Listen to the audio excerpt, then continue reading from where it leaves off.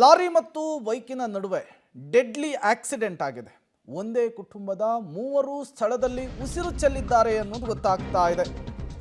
ಗೀರಪ್ಪ ಕುಂದ್ರಾಳಿ, ಪತಿ ಮಂಜುಳಾ ಕುಂದ್ರಾಳಿ, 7 ವರ್ಷದ ಮಗಳು ಆರಾಧ್ಯ ಸ್ಥಳದಲ್ಲಿಯೇ ದುರ್ಮರಣಕ್ಕೀಡಾಗಿದ್ದಾರೆ. 7 ವರ್ಷದ ಮಗಳು ಆರಾಧ್ಯ ಸೇರಿ ಮೂವರು ಸ್ಥಳದಲ್ಲಿಯೇ ಸಾವನ್ನಪ್ಪಿರುವಂತಹ ಘಟನೆ ಇದು. ಬೆಳಗಾವಿ ಜಿಲ್ಲೆಯ ರಾಯಭಾಗ ತಾಲೂಕಿನ ಅಲಖನೂರು ಗ್ರಾಮದಲ್ಲಿ ಘಟನೆ ನಡೆದಿದೆ. ಜಮಖಂಡಿ ಪಟ್ಟಣಕ್ಕೆ ತೆರಳುತ್ತಾ ಇದ್ದಂತಹ ಸಂದರ್ಭದಲ್ಲಿ ಡೆಡ್ಲಿ ಆಕ್ಸಿಡೆಂಟ್ ಆಗಿದೆ. ಹಾರುಗೇರಿ ಪೊಲೀಸರಿಂದ ಲಾರಿ ಚಾಲಕನನ್ನು ವಶಕ್ಕೆ ಪಡೆದುಕೊಳ್ಳಲಾಗಿದೆ. ಒಂದೇ ಬೈಕ್ನಲ್ಲಿ ಮೂವರು ಹೋಗ್ತಾ ಇದ್ರು, ಗಂಡ, ಹೆಂಡತಿ, ಮಗಳು. ಈ ಸಂದರ್ಭದಲ್ಲಿ ಯಮಸ್ವರೂಪಿಯಾಗಿ ಲಾರಿ ಬಂದಿದೆ.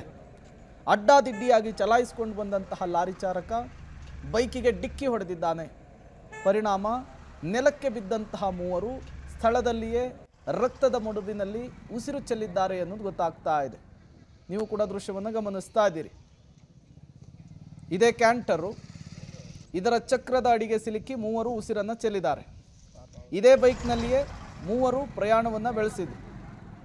ಒಂದೇ ಕುಟುಂಬದ ಮೂವರು, ತಂದೆ, ತಾಯಿ, ಮಗಳು. ಈ ಸಂದರ್ಭದಲ್ಲಿ ಯಮಸ್ವರೂಪಿಯಾಗಿ ಬಂದಂತಹ ಕ್ಯಾಂಟರ್ ಮೂವರನ್ನು ಕೂಡ ಬಲಿ ಪಡೆದುಕೊಂಡಿದೆ. ಡೀಟೇಲ್ಸ್ ಅನ್ನು ಕೊಡೋದಕ್ಕೆ ಚೇತನ್ ದೂರವಾಣಿ ಸಂಪರ್ಕದಲ್ಲಿ ಜಾಯಿನ್ ಆಗಿದ್ದಾರೆ. ಚೇತನ್, ಹೇಗಾಯ್ತು ಈ ಆಕ್ಸಿಡೆಂಟು? ಅತಿ ವೇಗದಿಂದ ಆದಂತಹ ದುರಂತನ ಇದು, ಏನ್ ಡೀಟೇಲ್ಸ್ ಸಿಗ್ತಾ ಇದೆ?